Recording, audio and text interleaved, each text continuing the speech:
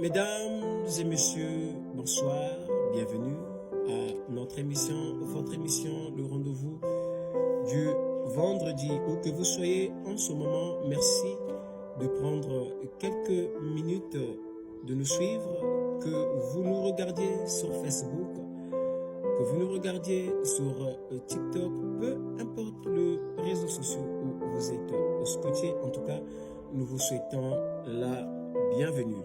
Chaque vendredi, nous prenons ce temps pour réfléchir ensemble sur des sujets qui touchent notre vie quotidienne à la lumière de la parole de Dieu. Et aujourd'hui, nous allons partager un sujet qui concerne presque tout le monde, surtout notre génération actuelle. Et donc, le thème de notre exhortation est intitulé « Une génération connectée au téléphone, mais déconnectée à Dieu ». Il est donc tiré de l'évangile de Jésus-Christ selon Matthieu, le chapitre 24, le verset 12. Il est écrit ceci: « Et parce que l'iniquité se sera accrue, la charité du plus grand nombre se refroidira. » Amen.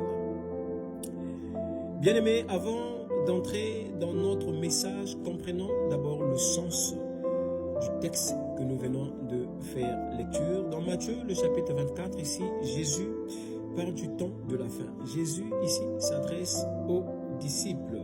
Il explique ce qui va caractériser et donc les derniers jours. Il parle des guerres, il parle des conflits, il parle des faux prophètes, il parle des difficultés dans le monde, il parle de l'augmentation du péché, Et au verset 12, ici, Jésus dit, « Parce que l'iniquité se sera accrue, la charité du plus grand nombre se refroidira. » Autrement dit, à cause du péché qui augmentera dans le monde, plusieurs personnes vont perdre leur amour pour Dieu.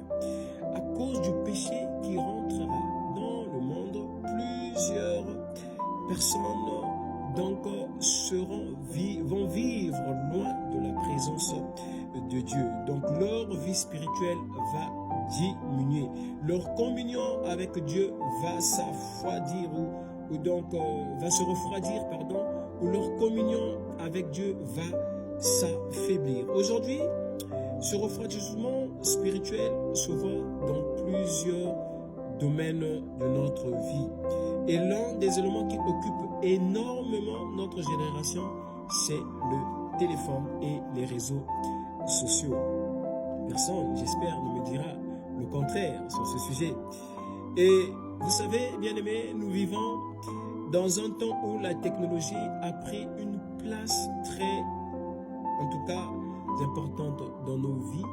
Et aujourd'hui, presque tout le monde possède un téléphone, surtout les téléphones intelligents. Le matin, au réveil, avant même de parler à Dieu, on consulte notre téléphone. Beaucoup prennent d'abord leur téléphone avant même de prier, dire merci à Dieu pour les forces renouvelées. Nous passons des heures sur WhatsApp, nous passons des heures sur Facebook, nous passons des heures sur TikTok, Instagram, YouTube, Snapchat. Et le téléphone est devenu, en tout cas, indispensable pour les enfants de Dieu. Et cela n'est pas mauvais en soi. Mais c'est que il y a un danger silencieux que nous courons, mes amis. Pendant que nous sommes très connectés au monde, nous devenons parfois de plus en plus déconnectés à Dieu. Pendant que nous sommes très connectés au monde, nous devenons parfois de plus en plus déconnectés de la présence de Dieu. Nous devenons de plus en plus loin de la présence de Dieu. Et donc, nous avons du temps pour Internet, mais plus de temps pour la prière. Nous avons du temps pour scroller sur TikTok, WhatsApp, mais nous n'avons plus du temps à la lecture de la parole de Dieu. Et c'est cela le danger de notre génération bien-aimée. C'est cela le danger que nous courons en tant que chrétiens bien-aimés. Et pour notre exhortation, donc ici, il est subdivisé en trois parties. Et dans la première partie, nous verrons comment le téléphone prend parfois plus de place avec Dieu dans notre vie. Et dans la deuxième partie, nous parlerons de l'influence de ce que nous consommons sur Internet sur notre cœur. Nous parlerons de l'influence de ce que nous consommons sur Internet sur notre cœur. Et donc, dans la troisième partie, nous verrons comment utiliser la technologie avec sagesse sans perdre notre relation avec Dieu. C'est ce qui concerne la première partie. Voilà, beaucoup donnent plus de temps au téléphone qu'à Dieu. Soyons honnêtes, mes chers amis. Combien de personnes, dès le réveil, prennent leur téléphone avant de prier? Combien de personnes, dès le réveil, prennent leur téléphone pour consulter WhatsApp avant de dire merci à Dieu? Combien de personnes prennent leur téléphone pour consulter Facebook avant de dire merci à Dieu, avant de prier, avant même de dire Seigneur merci pour cette journée, avant même de dire Seigneur merci pour les forces renouvelées? On commence d'abord par regarder les messages, on commence d'abord par regarder les notifications, on commence d'abord par regarder les statuts, les vidéos, à répondre aux messages, sans même d'abord penser à prier, dire merci à Dieu. Et donc certaines personnes parfois passent 5 heures sur Internet chaque jour, mais quand il faut prier, ils ne disposent que de 10 minutes. Ils ne disposent que de 5 minutes. Ils ne disposent que de 3 minutes. Cela devient difficile. Et donc, quand il faut lire la Bible, on dit qu'on n'a pas le temps. Mais alors que nous passons parfois 2 heures, 3 heures du temps sur nos téléphones intelligents, nous passons parfois 2 heures, 3 heures du temps à scroller, à consulter les réseaux sociaux, Facebook, WhatsApp, YouTube. Mais nous prenons moins de temps, nous disposons moins de temps pour être dans la présence de notre Dieu. Pourtant, le temps existe. Pourtant, le temps, tu l'as. Mais le vrai problème, c'est la priorité. Le vrai problème, c'est la place que vous donnez au téléphone. Le vrai problème, c'est la place que vous donnez aux réseaux sociaux. Et malheureusement, pour plusieurs personnes aujourd'hui, le téléphone commence à prendre la place que Dieu devait avoir. Avant, lorsqu'on se réveillait, la première des choses, le premier réflexe, c'était de prier. Le premier réflexe, c'était d'adorer, louer son Dieu pour les forces renouvelées, pour le souffle de vie. Mais aujourd'hui, lorsqu'un chrétien se réveille, le premier réflexe, c'est quoi? C'est consulter le téléphone. Le premier réflexe, c'est quoi? C'est regarder si on a des messages. Le premier réflexe, c'est quoi? C'est regarder si un tel a répondu à mon message d'hier. Et voilà le danger que nous courons. Donc, bien-aimés, et le téléphone commence à prendre une place dans ton cœur. C'est-à-dire, le téléphone a pris la place que Dieu avait avant dans ton cœur. Le téléphone a pris la place de la prière dans ton cœur. Le téléphone a pris la place de l'adoration dans ton cœur. Et c'est le danger que nous courons. Et donc, la deuxième partie, ce que nous regardons influence notre cœur. Bien-aimé, le téléphone n'est pas un problème en soi. Le téléphone, en réalité, n'est pas un problème en soi. Le problème, c'est l'usage que nous faisons de nos téléphones. C'est l'usage que tu fais de ton téléphone. Beaucoup passent des heures à regarder des vidéos immorales.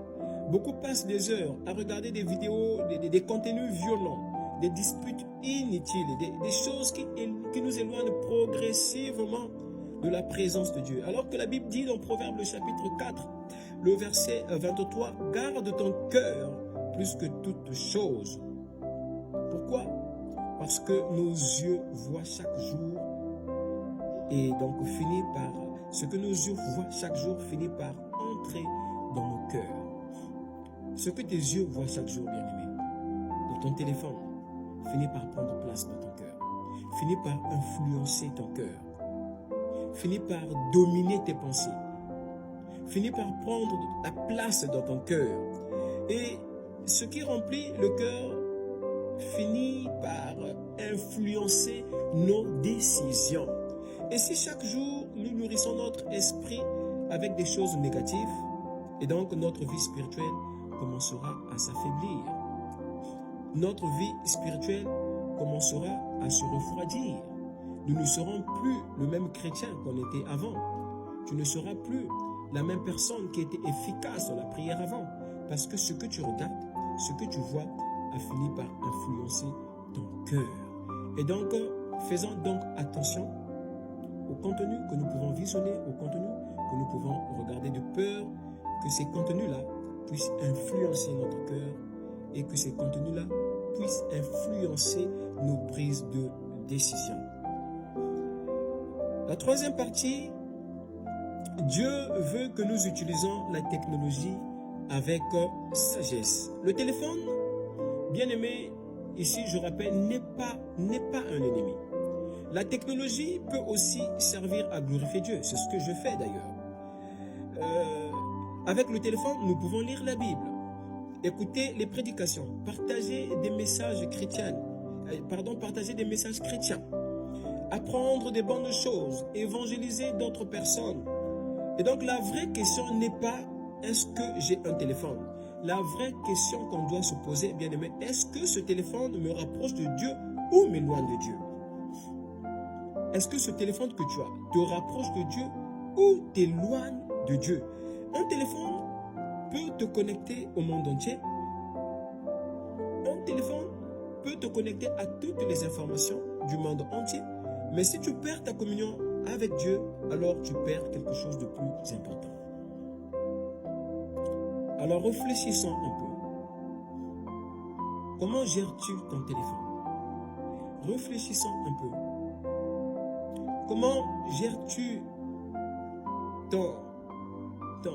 ton associé? Le téléphone pour nous devient comme un associé, devient comme un meilleur ami. Il y a plein de secrets que nous cachons dans nos téléphones. Mais comment gères-tu ton téléphone? Comment gères-tu ton téléphone, bien-aimé? Est-ce que le téléphone que tu as t'éloigne de la présence de Dieu? Est-ce que le téléphone que tu as te rapproche de la présence de Dieu? Est-ce que le téléphone que tu as met un obstacle, un mur entre toi et Dieu? Est-ce que le téléphone que tu as te permet d'être dans la présence de Dieu? Ou au contraire, te pousse à être loin de la présence de Dieu? C'est un sujet à réflexion, bien-aimé. Et Dieu veut vraiment que tu sois ce chrétien-là, qui, bien que connecté au monde, mais plus connecté en la présence de Dieu. Et non un chrétien qui est plus connecté au monde, mais moins connecté en la présence de Dieu. Bien-aimés, nous sommes dans une génération très avancée technologiquement. Et donc, mais nous devons faire attention. Attention à ce que nous regardons. Attention à ce que nous consultons. Attention au temps que nous disposons pour nos téléphones. Ce n'est pas parce que nous sommes connectés à Internet que nous sommes connectés à Dieu. Non. Tu peux avoir le meilleur téléphone et avoir une vie spirituelle très faible. Tu peux parler avec des centaines de personnes chaque jour et ne plus prendre le temps de parler à Dieu. Et ne plus prendre le temps d'être connecté à Dieu. Et ne plus prendre le temps de parler à ton Créateur. Alors ce soir, posons-nous cette question. Combien de temps je donne à mon téléphone? Combien de temps je donne à mon téléphone? Et surtout, combien de temps je donne à Dieu? Car le téléphone recharge la batterie, mais seule la présence de Dieu recharge l'âme. Seule la présence de Dieu recharge l'âme. Et donc, bien-aimés, en conclusion, nous arrivons à la fin de notre émission, le rendez-vous du vendredi. Tu dois te poser la question de savoir, depuis que tu as ton téléphone intelligent, essaye un peu de faire la part des choses. Honnêtement et sincèrement, pose-toi la question de savoir, disposes-tu toujours de ton temps pour Dieu, de la prière, à la lecture de la parole de Dieu, par rapport au temps, à ce temps que tu disposes pour ton téléphone? Je pense que chacun de nous aura la réponse à cette question ou à sa question. Alors, bien-aimés, nous arrivons à la fin de notre émission, le rendez-vous du vendredi. Merci sincèrement à toutes les personnes qui nous ont suivis aujourd'hui. Merci à vous qui nous regardiez depuis différents endroits sur Facebook et sur les autres réseaux sociaux. Nous espérons que ce message vous a édifié. Nous espérons que ce message vous aidera à réfléchir sur votre relation avec Dieu dans ce monde moderne. Et nous vous donnons rendez-vous vendredi prochain à la même heure pour un nouveau moment de partage et d'édification autour de la parole de Dieu. D'ici là, prenez soin de vous et surtout, restez connectés au ciel autant que vous êtes connectés au monde. Alors, je vous prie de bien partager cette exhortation. Partagez-la, on ne sait jamais. Grâce à ton partage, tu peux sauver une vie. Alors que Dieu te bénisse. À très bientôt.